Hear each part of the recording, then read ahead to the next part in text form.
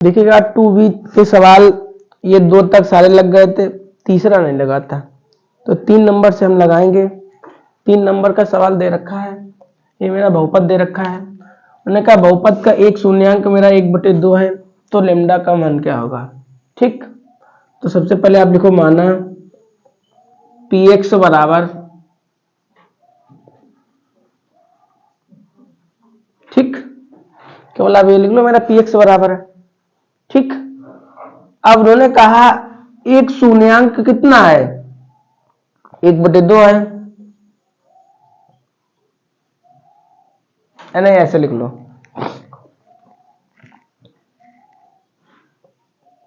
ठीक, 1/2, ठीक है। जहां पे x है ना वहां पे आप क्या लिखेंगे, 1/2,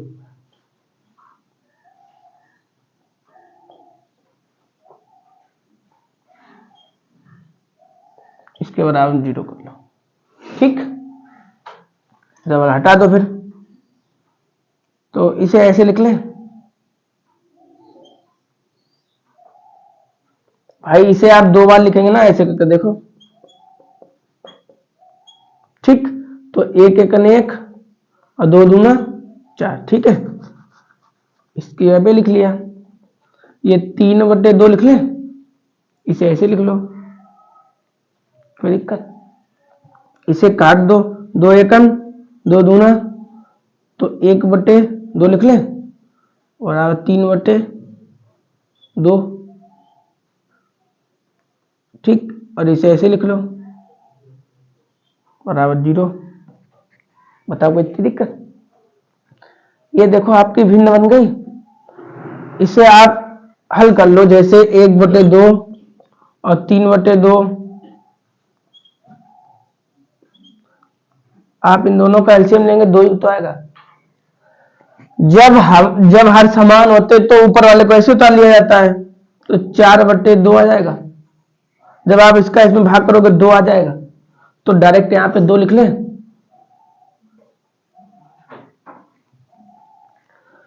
अब इसे यहीं रखिएगा, आप उधर ले गए, इसे किसका हो गया, माइनस का। ठीक, दोबारा देखो, सबसे पहले आप इसे लिखना माना px के बराबर इतना है, ठीक, और x की जगह पे आप कितना लिखना, ये 1/2। ठीक, मैंने कहा शून्यांक है 0, तो बराबर आप 0 कर लीजिए।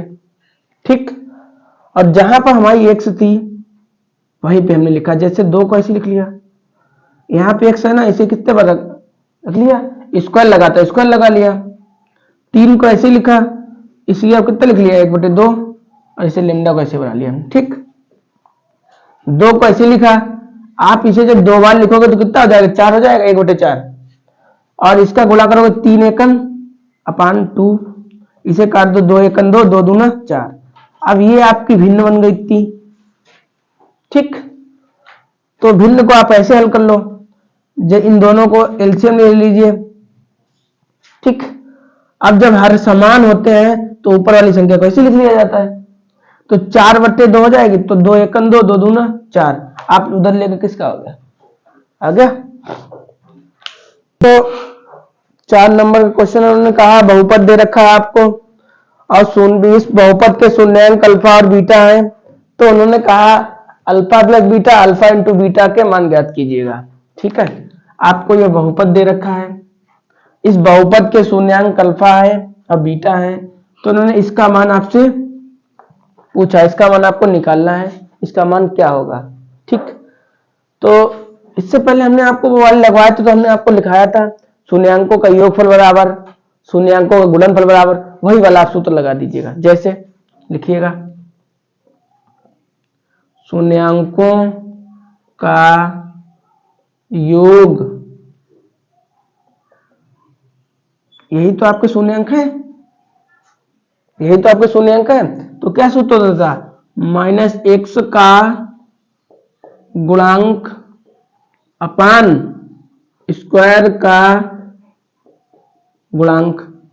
ठीक, तो आपका x का मान कितना है, यही तो है। ठीक, क्योंकि यहाँ पे x का गुणांक पूछा गया, x का गुणांक यही तो इतना है। ठीक, अब पूछा है स्क्वायर का गुणांक, स्क्वायर क्या है, कुछ नहीं लिखा है, तो कुछ नहीं लिखा तो 1 तो लिखा है। ठीक है, तो अब क्या आएगा, यहाँ पे भी 1 लगाइए, तो 4√3। ठीक है, और दूसरा क्या होता था, शून्यांकों का गुणनफल बराबर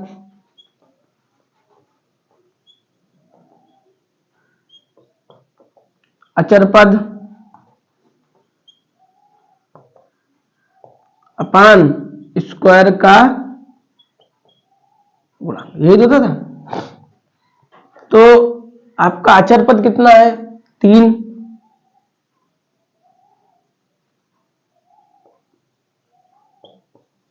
ठीक है, उन्होंने कहा इसका मान बताइएगा। ठीक है, तो इसे लिख लो, इसे आप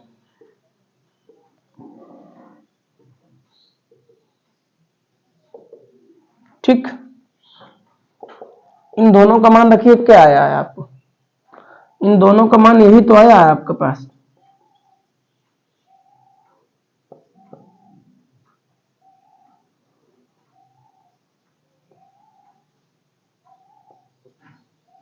यही तो आया था, तो इन दोनों की जगह पे यही लिख दीजिए आप। और अल्फा इंटू बीटा का मान कितना था, 3। आंसर हो गया आपका। ठीक है, ये बहुपद दे रखा है।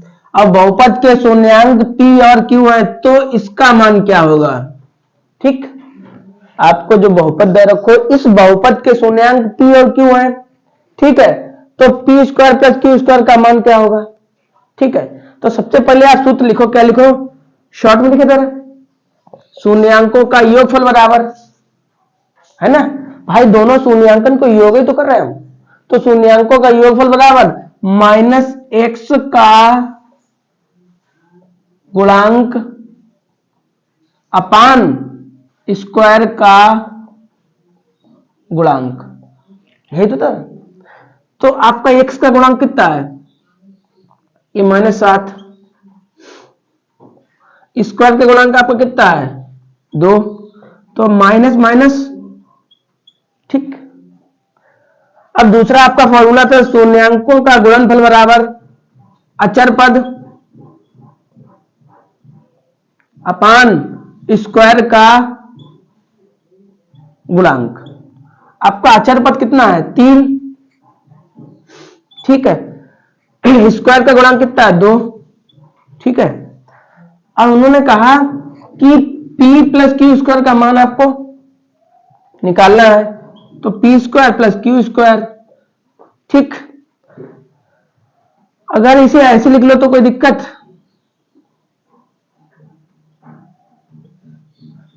ऐसे लिख ले कोई दिक्कत, क्योंकि देखो इतना तो हमें दे ही रखा है, एक बार हमने प्लस का लिखा, एक बार माइनस लिखा, क्योंकि प्लस माइनस लिखने पे क्या ये कट जाएंगे, आएगा तो आपका यही।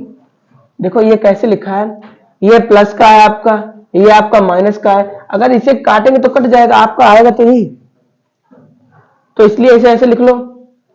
अब इतना आपका फॉर्मूला बन गया, कौन सा बन गया, a square plus b square plus 2ab, यही तो फॉर्मूला है, यही तो है, तो इसकी जगह आप ऐसे लिख लें। ठीक, और इसे ऐसे लिख लो। ठीक, आपका इस p प्लस क्यू का मान कितना दे रखा है, ये देख रखा है,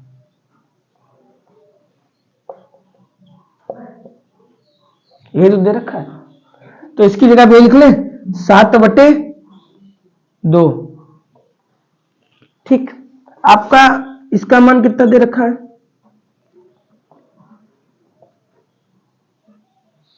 ये तो दे रखा है।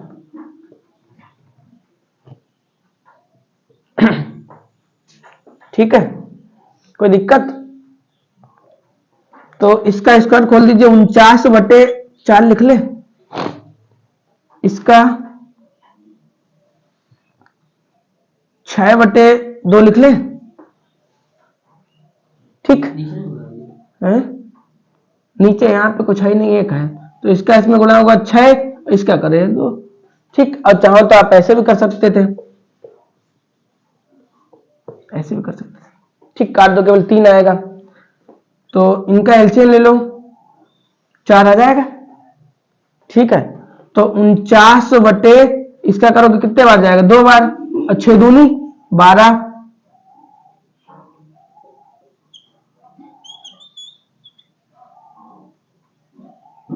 देखो दोबारा देखो, पेन बंद करो, देखो देखो अब 6 नंबर का सवाल है, ठीक है। उन्होंने कहा यदि बहुपद के शून्यांक m और n है तो m अपान n प्लस n अपान m का मान क्या होगा। मतलब ये बहुपद आपको दे रखा है इतना, और इसके शून्यांक m और n है, तो आपको इसका मान ज्ञात करना है, ठीक है। तो लिखिएगा आप शून्यांकों का गुणनफल बराबर -x का गुणांक अपान स्क्वायर का गुणांक, ठीक। तो आपको x का मान क्या दे रखा है, 11 दे रखा है भाई, यही तो x का गुणांक है। स्क्वायर का गुणांक क्या है, 3, तो आपको क्या माना है, 11/3 ही तो आएगा। फिर दूसरा आपका क्या होता है, शून्यांकों का गुणनफल बराबर अचर पद अपान स्क्वायर का गुणांक। आपका अचर पद क्या दे रखा है, -4, स्क्वायर का आपको क्या दे रखा है, ठीक।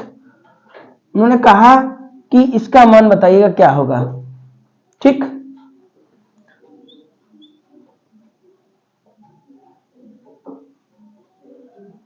अगर इन दोनों का एलसीएम ले लें तो यही तो आएगा,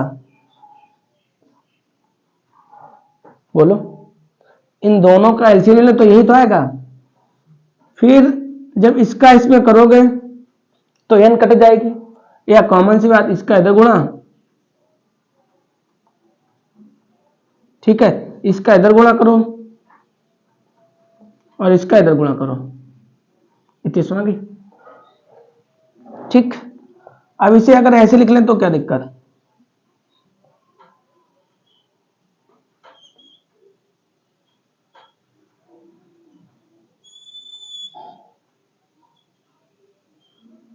बोलो कोई दिक्कत भाई। इसे ऐसे लिख लिया, m को ऐसे लिख लिया, n को ऐसे लिख लिया, और ये 2m जो हमने लिखा है ना, एक बार प्लस में लिखा, एक बार माइनस में लिखा है ना।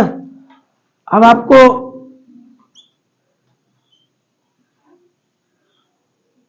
इस पूरे को, इतने को ऐसे लिख लो, आपका फॉर्मूला बन गया a² + b² + 2ab वाला, और इस माइनस वाले को ऐसे लिख लो, बोलो कोई दिक्कत। अभी रिपीट कर देंगे हम, ठीक है। दोबारा देखो, इतना तो आपके समझ में ही हो गया होगा। इन दोनों का पहले आपने एलसीएम लिया, ठीक है, इसका इधर गुणा किया m², इसका इधर गुणा किया n², एलसीएम mn आ गया। आपने इतना ही लिख लिया, m का स्क्वायर n का स्क्वायर आपने लिखा, एक बार प्लस में एक बार माइनस में, ठीक है। और जो यहां से लेके आपका यहां तक क्या फॉर्मूला बन गया, ये वाला बन गया a² + b² + 2ab, यही तो आपका बना, तो यही तो लिख लिया। अब आपका mn का जो मान हो वो mn का लिख दो, और इसका गुणांक का वो लिख दो, जैसे m + n का मान क्या दे रखा है आपको, -11 बटे, और mn का मान कितना दे रखा है आपको, -4 बटे 3 अपान में mn का मान, ठीक है। तो ये भिन्न बन गई, इससे पहले भिन्न को हल कर लो, यहां पे हल कर इधर है, ठीक है। देखो जब आप 11 का करोगे तो कितना हो जाएगा, 121 बटे 9 हो जाएगा। आप इसका करोगे 8 बटे 3 हो जाएगा भाई, इसका 2 बार गुणा करो, 11 × 11, और 9 का करो कितना हो जाएगा, और इसका 4 दूनी 8, इसके अपान कुछ नहीं तो 1 3 एकल। ठीक, इन दोनों का एलसीएम लोगे तो कितना आएगा, 9 ही तो आएगा। तो 121 को ऐसे टाल लो, इसका इसमें करो कितने बार जाएगा, 3 बार, और 3 का ऊपर गुणा करो कितना आएगा, 3 24, इन दोनों को जोड़ लीजिएगा, 4 1 5 और ये 4, ठीक, अपान में, कोई दिक्कत। तो इस पूरे की जगह पर हम इतना ही लिख लें, ठीक, यहां पे लिख लो, ठीक है, और अपान में, ठीक। अब यहां पे क्या होता है, जो यहां पे होता है ये इसका इसके साथ गुणा होता है और इसका इसके साथ होता है, ठीक। मतलब जो सबसे नीचे है ना उसका सबसे ऊपर वाले के साथ और बीच वाले के बीच वाले के साथ, ठीक। तो क्या आएगा आपको कौन,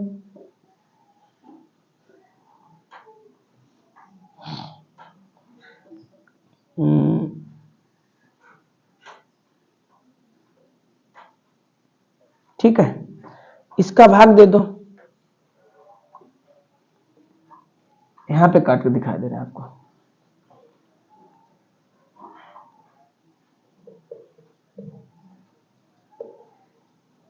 ठीक। देखो 3 एकन 3 त्रिका 9, 3 एकन और 3 चौक 12 और यहाँ पे 2 हो गया, ठीक। 3 से नहीं कटेगा, मतलब ये नहीं कटेगा, अच्छा, तो फिर नहीं कटेगा, कोई बात नहीं, आप गुणा करो तो यहाँ पे एक ही तो 145 अपान 12, क्या आपका इतना आंसर आ रहा है, m प्लस n बराबर 145 अपान 12, ठीक है। देखो इतना आंसर आ रहा है। 7 नंबर का सवाल इसमें पूछा है कि बहुपद के शून्यांक ज्ञात कीजिए, शून्यांकों और गुणांकों के बीच संबंध की सत्ता की जांच ही कीजिए। मतलब जो सवाल अभी पहले वाले लगाए थे उसी की तरीका, एक सवाल हमने ऐसे लगवाया था आपको, ये वाला सवाल लगवाया था, वही सवाल जैसा सेम है, जैसे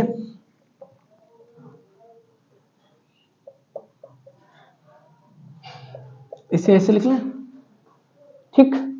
बस एक बार प्लस में और एक बार किस में लगवाया था, माइनस में, ठीक है। अब वही हिंदी लिखो, शून्यांकों के लिए बहुपद का मान क्या होगा, 0 होगा, शून्यांकों के लिए बहुपद का मान 0 होगा, यही तो हिंदी थी।